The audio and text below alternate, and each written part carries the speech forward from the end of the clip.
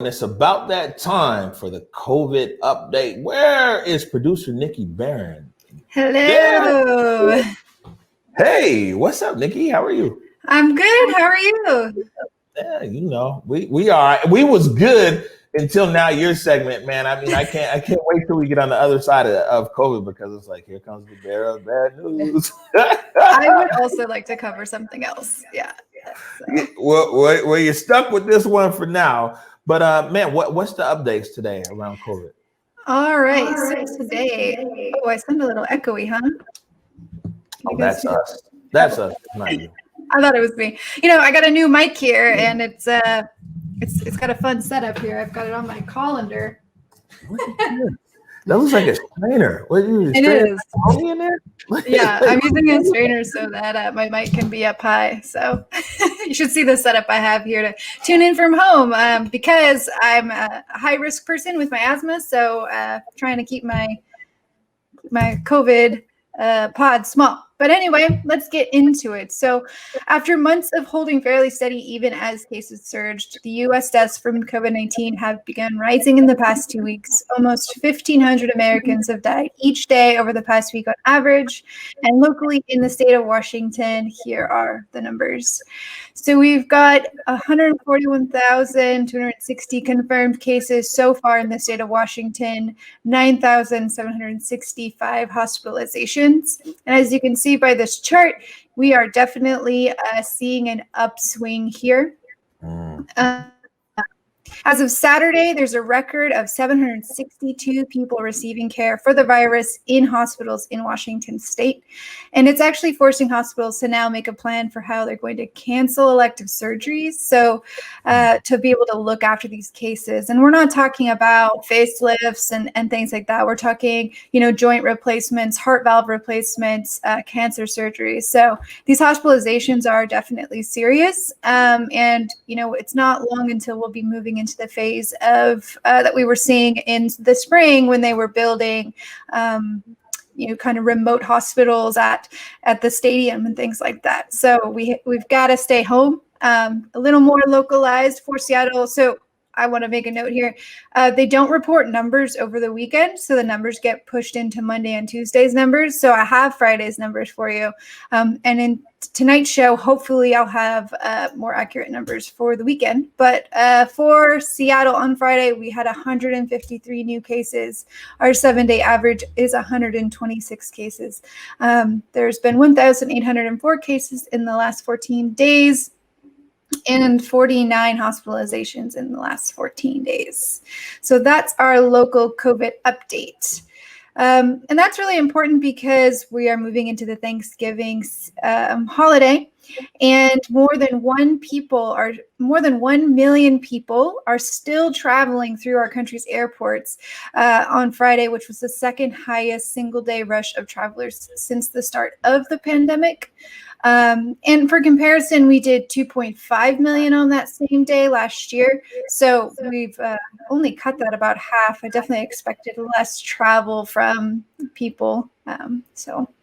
But moving on, we've got our holiday update. So one thing that experts are trying to stress is that just because you have a negative coronavirus test, it doesn't mean you can safely socialize. So a lot of people think that there's this loophole where you can go get a negative test and then you can go see your family and not worry about social distancing, things like that. We've actually saw how that backfired this summer when people were doing that for weddings. So something to remember is that when you get a COVID test, it's actually only good for the exact second that they took that swab. So you could still be positive and not have enough of a viral load in that second that they put the swab up there to test positive. So even if you test negative, make sure you're still social distancing, stay outside if you can, stay home in your house with the people that you're already exposed to, which is what they're recommending. And this is showing up not only in how we're gathering as far as holiday traditions, but also a local one here for Washington, and that's the Apple Cup canceled because of our COVID-19 cases. So a statement released from Pac-12 reads, the decision was made under the Pac-12 football policy due to Washington State not having the minimum number of scholarship players available for the game as a result of a number of positive football student athletes with COVID-19. So no Apple Cup this year. That's going to be a new one. But you know what? Maybe it's an opportunity to make a new tradition. Maybe throw the football around with somebody in your household. Take a socially distant walk instead. And my last COVID update for you before I log off is actually that we are the King County is actually hiring contact tracers.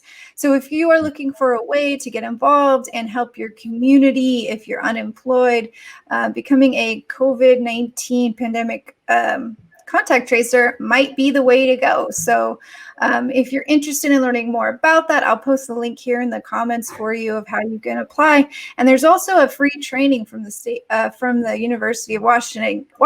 It's only an hour and a half long if you want to learn about how contact tracing works and how that job rolls out. You can learn more about that here for free from the University of Washington.